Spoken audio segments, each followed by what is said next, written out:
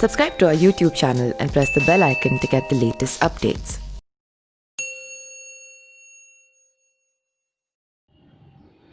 नमस्कार, मैं पिंटू सिंह यादव आप सभी का स्वागत करते हैं न्यूज़ लाइव में। जैसा कि आप सभी को पता है कि मध्य प्रदेश की राजनीति में एक बार हलचल हुआ था और वो हलचल इतना पहुंच गया कि उनकी जो सरकार है वो पलट गई। जिसकी सरकार थी उसकी गिर गई और जिसकी नहीं थी उसकी बन गई थी। क्या हुआ था क्या नहीं हुआ था इसके बारे में बखूबी आप सभी जानते हैं, लेकिन मैं थोड़ा सा ब्रीफाई करना चाहूँगा। इसके बाद मैं बताऊँगा आपको कि ज्योतिरादित्य सिंधिया के पास एक कौन सी बड़ी मुश्किल है जो कि आने वाले समय में शायद उनके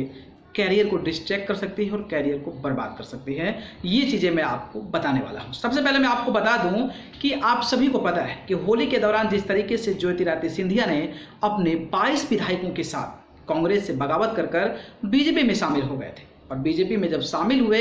तो कमलनाथ की सरकार अल्पमत में आ गई और जब अल्पमत में आई तो ऑब्वियसली सरकार गिर जाती है और जिसके पास सीट्स रहते हैं, जिसके पास नंबर्स रहते हैं, उनकी सरकार बन जाती है। तो 22 जो एमएलए थे उन्होंने रिज़ाइन कर दिया और रिज़ाइन करने के बाद क्या हुआ कि सीटें कम हुई जिसमें बीजेपी ने बाजी मार ली और बीजेपी में फिर से शिवराज सिंह चौहान मुख्यमंत्री बने और कमलनाथ की सरकार गिर गई, जिसको लेकर अब जो है सियासत काफ़ी ज़्यादा तेज हो गई है। तेज इसलिए हो गई है क्योंकि वो जो 22 सीटों पर जो चुनाव होने वाला है वो काफ़ी ज़्यादा अहम है दोनों के लिए। खास करके अगर हम बात करें कांग्रेस के लिए या फिर हम बीजेपी के लिए बात करें तो दोनों सीटें, दोनों जो पार्टियां हैं उनके लिए ये 22 सीटें काफ़ी ज़्यादा महत्वपूर्ण रखती हैं। अगर 10-12 सीटें नहीं जीत पाती है कांग्रेस,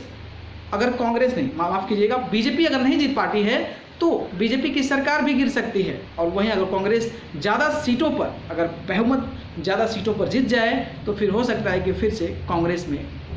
जो है मध्य प्रदेश में कांग्रेस की सरकार आ जाए। लेकिन सबसे ज़्यादा जो इसमें अहम रोल था और सबसे जो मेन रोल था वो था ज्योतिरादित्य सिंधिया का। जी हाँ, ज्योतिरादित्य सिंधिया जिस तरीके से कांग्रेस को छोड़कर बीजेपी में गए थे तो कांग्रेस के बड़े बड़े दिग्गज ये कयास लगाए जा रहे थे कि बीजेपी में ज्योतिरादित्य सिंधिया की कोई वैल्यू नहीं है, कोई वहाँ पे उनकी पूछताछ नहीं होगी। लेकिन ज्योतिरादित्य सिंधिया ने जिस तरीके से पूरी रणनीति के साथ अपने 22 विधायकों को इस्तीफा दिलवाया, इसके बाद सरकार गिराई और फिर वहाँ पर शिवराज सिंह सरकार जो है उनकी बनाई। इसके बाद से अपने जो विधायक, बागी विधायक थे, उनमें से लगभग 7-8 लोगों को उन्होंने मंत्री बनवाया, वो भी की अगर हम बात करें शिवराज सिंह चौहान के कैबिनेट में। जिसके बाद से लेकर ये कहा जा रहा था कि ज्योतिरादित्य सिंधिया का जो कद है वो बीजेपी में बढ़ता जा रहा है, लेकिन कांग्रेस पार्टी इसको एक्सेप्ट करने में कहीं भी आगे नहीं आ रही है।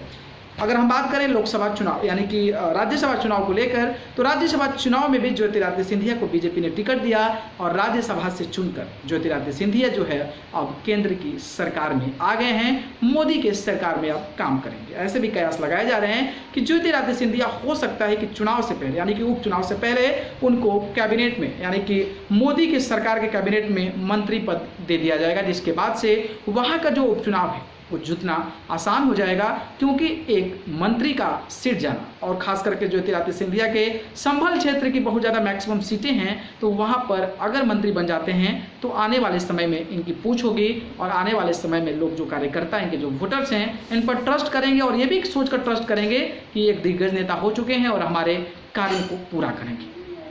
लेकिन जैसे जैसे उपचुनाव नज़दीक आ रहा है वैसे वैसे सियासी बयानबाजी, वैसे वैसे एक दूसरे पर जो आरोप है वो लगाए जा रहे हैं। बीजेपी पार्टी कांग्रेस पर लगा रही है तो कांग्रेस पार्टी भी कहाँ कम, कांग्रेस पार्टी लगातार जो है, अगर हम बात करें राफेल की या फिर कोरोना की बात करें तो लगातार जो कांग्रेस है वो बीजेपी यानी कि भारतीय जनता पार्टी पर और शिवराज सिंह सरकार पर हावी होते नजर आ रही है। अगर हम बात करें जिस तरीके से कांग्रेस नेता के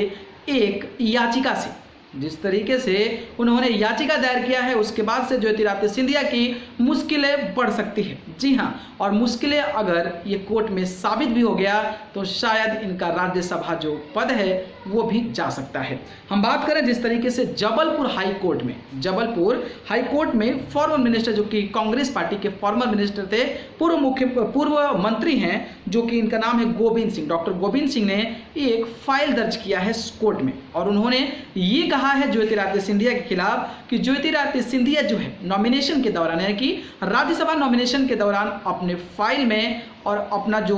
ब्यौरा देना होता है, अपनी जो पूरी इन्फॉर्मेशन दी होती है उसमें अपना जो एक आपराधिक मामला है उसको उन्होंने उसमें मेंशन नहीं किया है और इसी को लेकर अब सियासत तेज हो गई है और ये चुनौती जो है अब हाई कोर्ट यानी कि जबलपुर हाई कोर्ट में भी दी जा रही है। दरअसल ये मामला जो है 2018 में श्यामला हिल्स में दर्ज किया गया था, जिसमें कि कमलनाथ, दिग्विजय सिंह और ज्योतिरादित्य सिंधिया के ऊपर ये मामला दर्ज था और उस समय जो ज्योतिरादित्य सिंधिया थे इस मामला को स्वीकारे भी थे, लेकिन उन्होंने अपने राज्यसभा चुनाव के दौरान अपने दाखिल पत्र में इस चीज़ की इन्फॉर्मेशन नहीं दी है, जिसके चलते कांग्रेस के दिग्गज नेता और पूर्व मंत्री गोविंद सिंह ने याचिका दायर की है। अगर याचिका सही हो जाता है और ऐसी चीज़ें सामने आती है तो हो सकता है कि ज्योतिरादित्य सिंधिया का जो आपका राज्यसभा का सीट है वो भी निरस्त किया जा सकता है, जिसको लेकर कांग्रेस लगातार हावी होती नजर आ रही है और कोर्ट से हमेशा यही गुहार लगा रही है कि ज्योतिरादित्य सिंधिया की सही तरीके से जाँच होनी चाहिए और जाँच पाने के बाद इनकी जो वैधता है,